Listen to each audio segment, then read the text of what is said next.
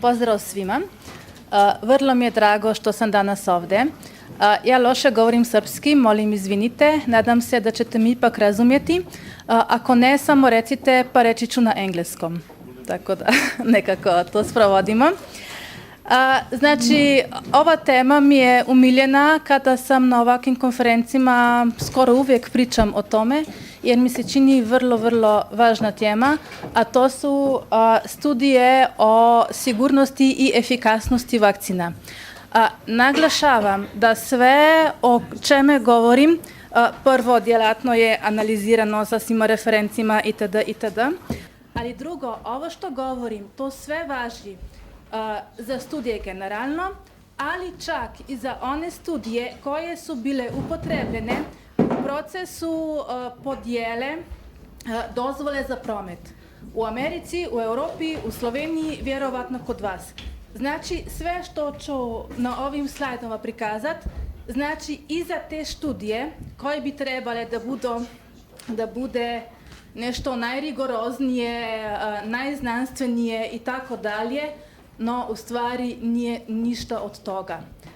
Ne samo studije o sigurnosti i efikasnosti vakcina generalno su potpuno loše, nego čak i ove koje agencije kao je EMA, FDA, kod nas je to JAZMP, koje one upotrebljaju da daju dozvolu za promet. To, molim vas, imajte na umu jer to čini stvar još 100 puta gore. Dakle, ovdje imamo neke citate eminentnih institucija kao je Američki department za zdravlje, kako su vakcine rigorozno testirane, nadzirane, kontrolirane, za njimi stoji cijela vrsta naučnih studija i tako dalje, no ovo ni slučajno ne drži. Ovo je potpuna laž. Ove studije su doslovno metodološko smeće. To nije metafora, doslovno su baš to. I one nisu tako loše zato što naučnici ne bi znali šta da rade. Usprotno, oni vrlo dobro znaju šta da rade.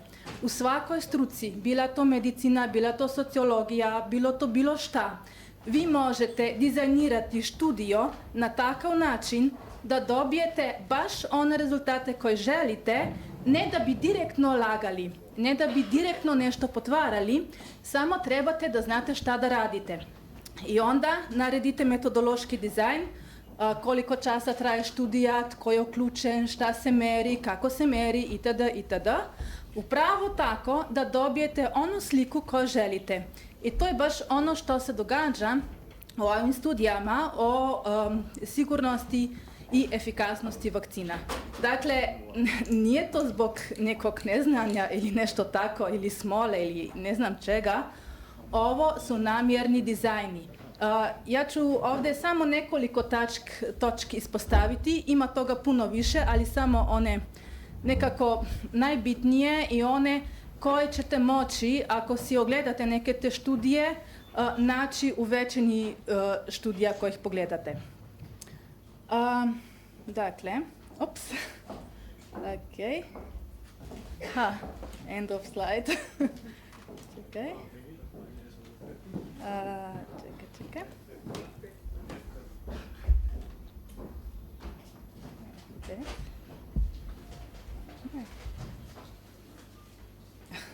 Okay. Bilo bi dobro da je na novim slajdima.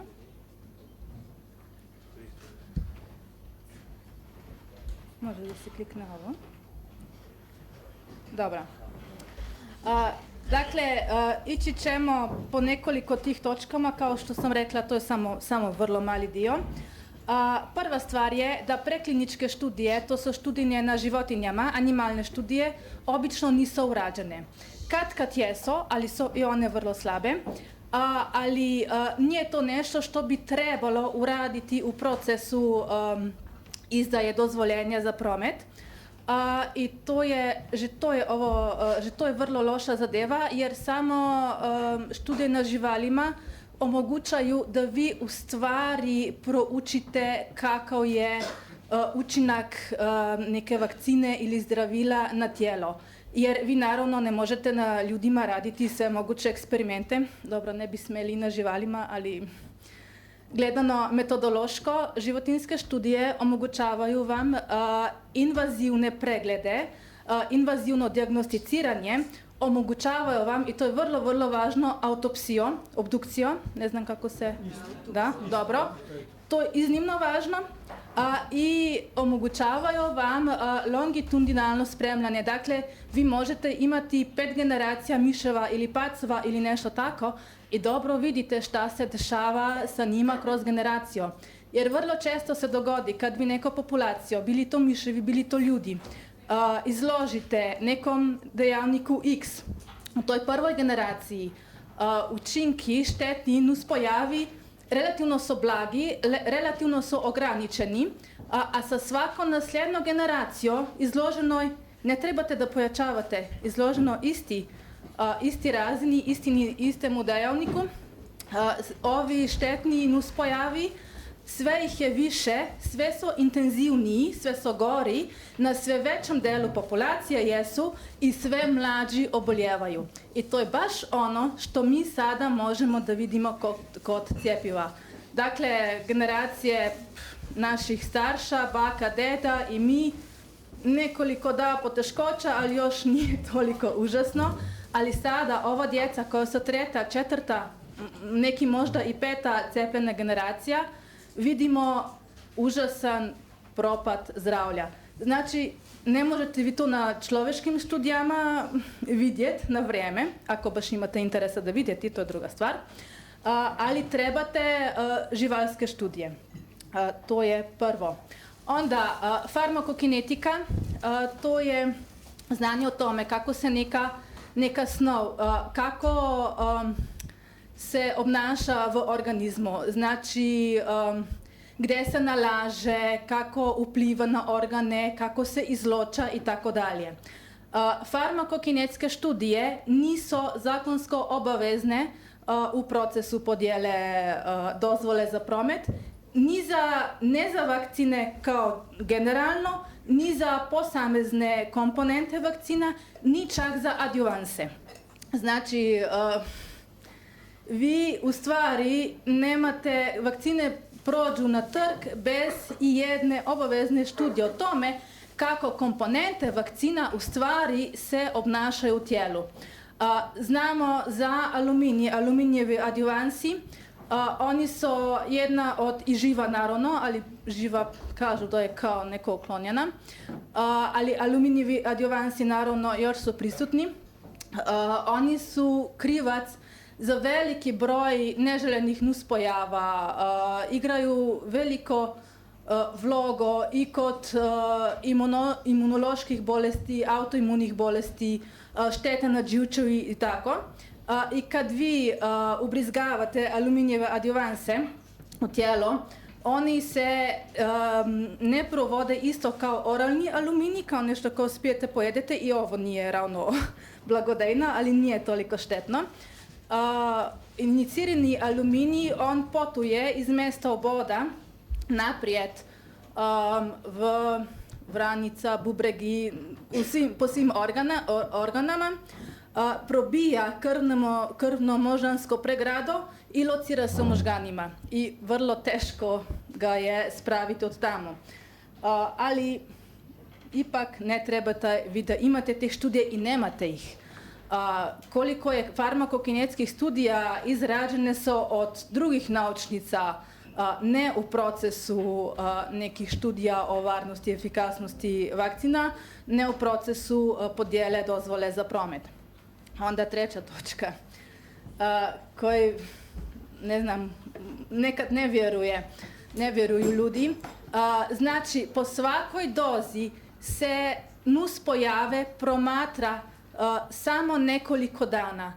Kad je to 14 dana, dvije sedmice ili možda mjesec dana, što je vrlo retko, ali promatra se u stvari za većinu tih študij samo nekoliko dana. 3, 4, 5 dana, doslovno. I naravno, kad se govore o nekoj študiji, kažu ova študija bila je provođena od, ne znam, 9.5. godine do 9.8. godine, nešto tako. Ja, bila je študija jer je bila u većim fazama, u većim centrama izvođena, ali ovaj period posmatranja nuspojava kod pojedine doze bio je 5-10 dana. Znači, mogla študija biti 10 godina, ako je tako razvučete, i cepilni urniki su taki da ima više mjeseca među dozama, ali oni ne posmatraju svo to vreme, ni slučajno. Samo nekoliko dana po svakoj dozi i naravno onda se postavi pitanje, pa dobro, pa kako možete da kažete da su vakcine tako sigurne do kraja života, kad vi u stvari pratite nuspojave samo nekoliko dana? Mislim, nije to da se komentira. U stvari, svaka ta točka je taka da mogli bismo ure i ure razgovarati o apsurdnostima i o kriminalu koje je ovdje prisutan. Onda imamo placebo. Uskoro nema študije koja bi upotrebila pravi placebo. Pravi placebo je fiziološka tekočina. Što igra vlogo placeba v študijama ovih, jest ali starija vakcina, ali vakcina nekog drugog proizvodača, ili pak ta ista vakcina samo bez antigena. Znači, oni samo ne daju, ne znam, bakterije, viruse i tako, ali sve ostalo, uključujući sa aluminijevimi adjuvansi, sve ono oni ubrizgaju i kažu to je placebo. To je placebom kontrolirana študija. I upravo su, jer ako definirate placebo kao neko stariju vakcinu ili nešto tako, pa možete, ovo je tehnika kako lagati, ne da bi u stvari rekli pravno formalnu laž. Vi ste pač upotrebili ne ono što bi čovjek mislio da je placebo, ali ono što je u stvari vakcina ili starija ili od drugog proizvodača ili sa svim koktelom, samo bez antigena.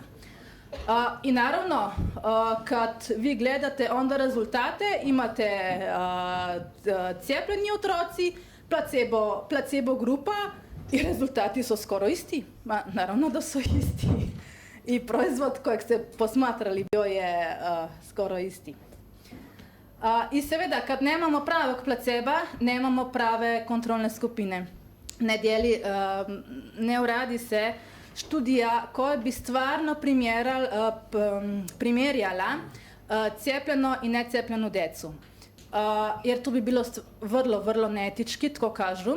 Ako bi nekoliko stotinjak dece ne bi bilo nekoliko mjeseca bez vakcina, ali je sasvim etički da vi milijune deca svake godine pocepite sa cjepivima koje niste u stvari kontrolirali, koje niste delali ni farmakokinetike, ni posmatrali nuspojave, ni ništa, to je sasvim etično.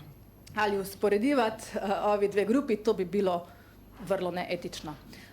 I ponekad ćete naći u študiji da kažu cijepljena deca, necijepljena deca. Ali trebate brati vrlo pozorno šta u stvari metodološki opis studije pravi.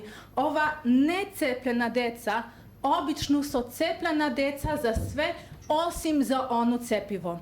Znači, vi možete imati jednu grupu djeca koja je primila DTPR, sve 3 doze i tako, i MMR cepivo, znači za morbile, rubeolo, za ušnjak, i ono je cijepljena grupa. I onda imate placebo ili nevakciniranu grupu koja je primila sve ove cepiva osim MMR cepivo. I onda kažu cepljeni, necepljeni, isti rezultati, slični rezultati. Dakle, sve to su stvarno kriminalno podržanje, mislim. Ne možete to nije nikakvih naučnih, metodoloških argumenta da to prođe skozi. Dalje, kad rečemo nuspojave, da se ih posmatra, to pomijeni dobesedno to. Ne prave se nikakvi testi, osim razine antitijela, mere vročino, mere koliko je uteklina, ali to je to. Nikakvih testova koji bi pokazivali šta se u stvari u organizmu dogaja, da li ima nekih imunoloških posljedica, nekih neuroloških, neka vnetja, nešto, tega se ne izvaja. Ni čak kad djeca u študiji, kad je očigledno da imaju teške nuspojave, recimo ovaj cvileć jok, neutolažljiv jok, kričeč jok, ovo je dosta običajan nuspojav i može biti simptom da je došlo do neke ošteće mozga, možganov, živčevja i tako. Može proći, može ne proći, ovisi o djetetu. Ni čak ona djeca nisu testirana, ni posmatrano stvarno šta se događa sa njima. Za sve što se dogodi, obično imate neka paragraf koji kaže ta djeca doživjela sa to i to, ali vjerujemo da to nema veze sa vakcinom. Dobro, a mi ne vjerujemo. I onda, naravno, većina študija je financirana sa strani proizvodača, sa strani farmacije. To valja ne samo za vakcine, nego za uskoro sve lijekove. Do 80-ih bila je situacija barem malo normalna. Do 80-ih vi ste još uvijek imali autonomiju znanosti. Još uvijek ste imali naučnice i inštitute, univerze koji su bili autonomni, kojim je bilo dozvoljeno da rade znanost kao što treba.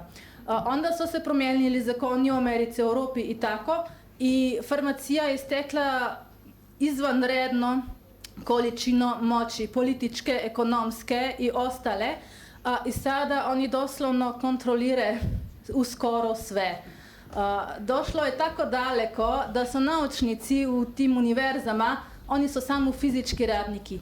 Nemaju nikakvog nadzora nad tome kako će studija potekat, kakav će biti dizajn, tko će biti uključen, kakvi će biti rezultati. Događa se da i ne znaju što rade kolegi, da znaju samo za onaj svoj dio kojeg moraju obaviti po pogodbi. Nemaju prava da pišu o tome članke, da istraživaju itd. Ovo je situacija koja je bila nezamisliva 40-50 godina ranije, ali danas je sasvim normalna. Retki su oni koji imaju i novce i mogućnost i tako da prave študije kao oni žele. Ovdje imate neke procente. I kad vi imate to dokumentaciju u studijama, vrlo često se dogodi da je vrlo nepopolna. Neću i to podrobnosti, ali da bi vi mogli procijeniti kolika je kvaliteta neke študije na bilo kojem području, to važi generalno, vi trebate imati vrlo podrobno poročilo o metodološkom dizajnu študije. Tko je bio uključen, tko je bio isključen, na osnovi kojih kriterija, koliko časa je trajalo, šta se merilo, kako se merilo, što misle pod placebo, što misle pod to, uno, drugo, treće. Znači, stvarno vrlo podrobno poročilo, jer to je jedina stvar na osnovi kojeg vi možete procijeniti koliko neka študija valja i koliko valja, ne samo generalno, koliko valja za neko konkretnu situaciju, znači za nekog konkretnog pacijenta ili u nekih konkretnih okoličinama ili nešto tako.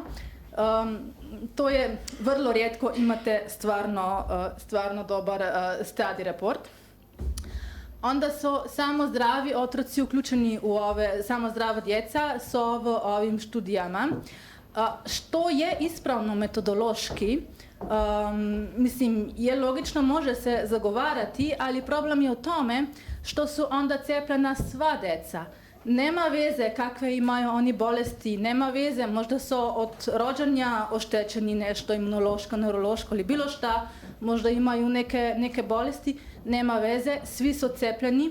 Kod nas u Sloveniji, a vjerovatno je dosta slično i ovdje, kod nas u svih ovih godina, znači od leta 90 do danas, bilo je 27, možda 50 jer odgovori koje sam dobila od našeg ministarstva tako su da ne možeš tačno reći, ali nema veze.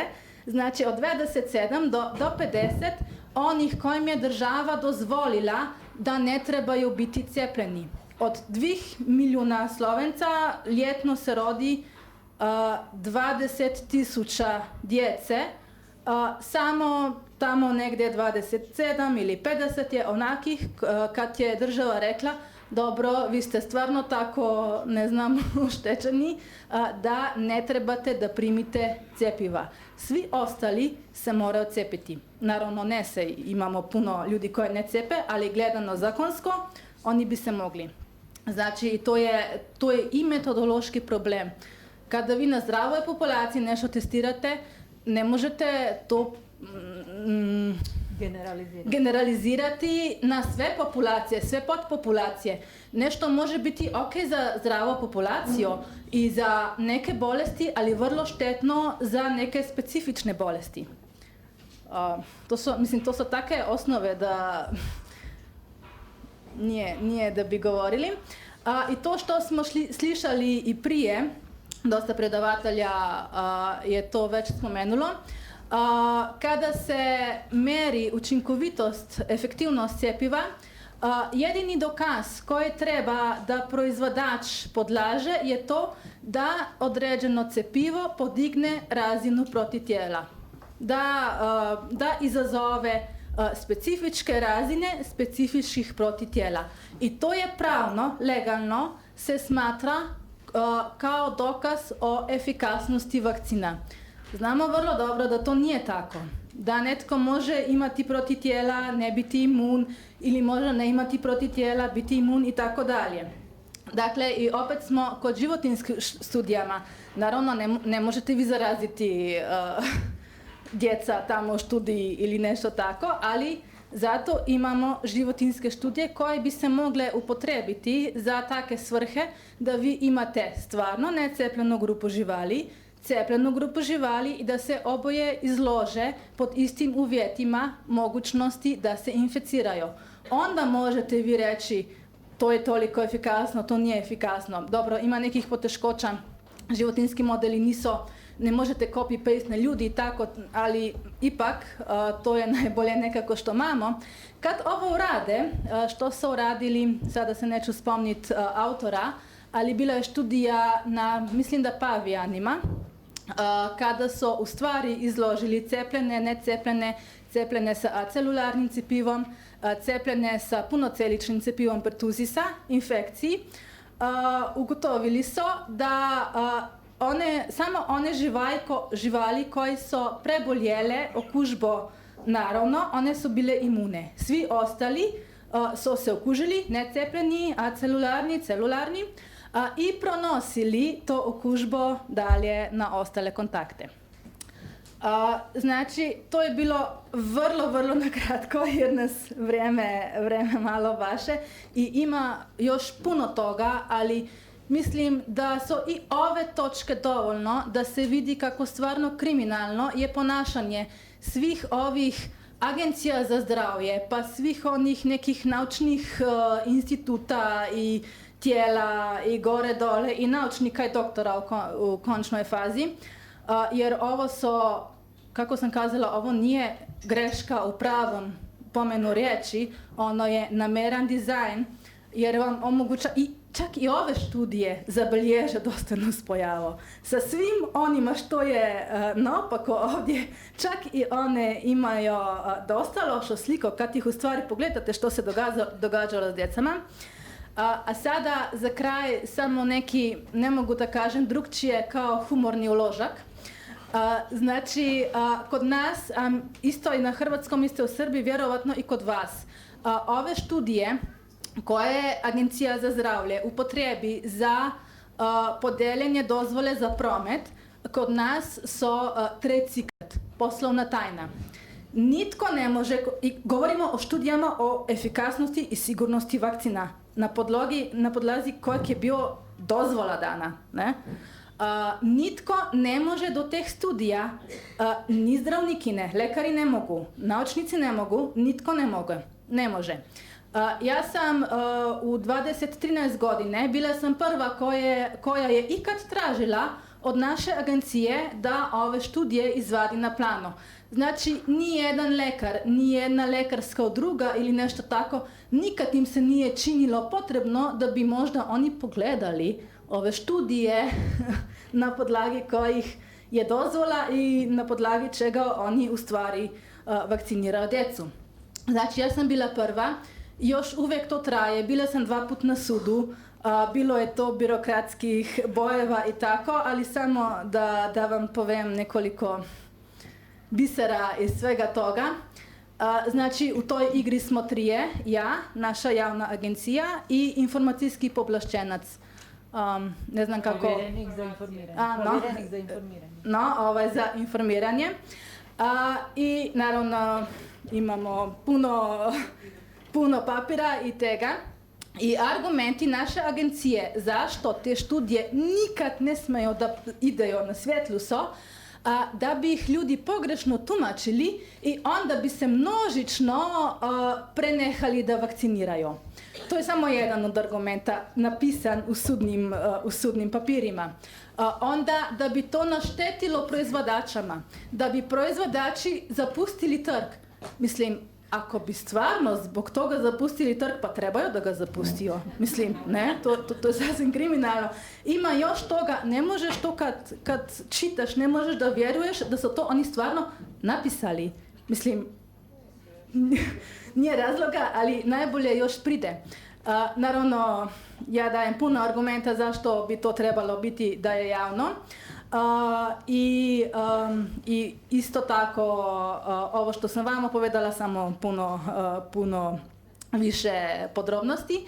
I odgovor onog za informacije je bio: dobro, ako su ove študije u stvari tako loše kao što ja tvrdim da jesu, onda trebaju ostati zaključene. Onda ne bi koristile javnosti. Mislim, to je stvarno, to je napisano u sudskim spisima. Ako je sve tako loše kao ja pravim, onda to treba da ostane poslovna tajna. Mislim, ne znam, kad netko ovo čuje, pa barem mu treba nešto da mu pozvoni, da ovdje nešto ne valja. Da, mislim, pa nije potpuni top secret, jer FDA i EMA nekoliko su bolje. Vi možete, jesu studije, jesam ih pronašla, identificirala sam ih, znači vi možete slediti po njihovoj dokumentaciji dosta dobro. Nisu sasvim otvorene, trebate malo da znate šta da tražite, gdje da tražite i tako, ali može se. Kod nas ne može, jer su svi podaci uklonjeni, ne može nitko da pronađe ove študije. Znači, to i ove druge stvari imate u ovoj lepoj crveni knjigi. Ovo je u stvari moj doktorski rad. Napisala sam ga na prvom mjestu za sebe. Još prije se moje dijete rodilo, zato sam šla u to da imam dovoljno materijala za borbu sa bilo kim, sa pedijatrima, sa inšpektorima, na sudu i tako dalje. Tako da ovo je Larry Cook zove ga The Activist Handbook i u stvari to je jedan od njegovih svrha da pomože koliko god može. Mislim, sile protiv kojim gremo su tako jake da stvari to je David i Goljat, ali ipak napisan je zato da pomože, kako? Na engleskom je. Da pomože i roditeljima i aktivistima i svim ostalima da imaju baš nekoliko materijala za borbu za svim tom, ili ako ničeg drugega, kad vas pedijatar gleda u oči i laže vam kako nema nuspojava, kako nema toga onog trećeg, kako je sve kontrolirano, vi barem znate da laže i možete mu dati argumente ili barem kod sebe znate da vas laže u oči. Dobro, ja ne znam koliko smo sa vremenom, malo sam pobrzala. Imate još nešto možete se Možda će so neka pitanja ili tako? Da, u diskusiji. Dobro, onda ćemo tako.